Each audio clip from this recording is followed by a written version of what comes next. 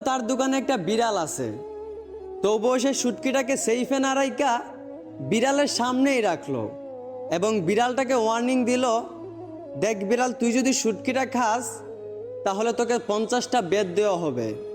তখন বিড়াল বলল, তোমার মতো এই ফালতু লোকের আইন আমার ঠেঙ্গেও মানে না। আমার প্রিয় জিনিস আমার সামনে রাখবা, আবার আমাকে ওয়ার্নিংও দিবা? তুই তো আসলে একটা বলদ।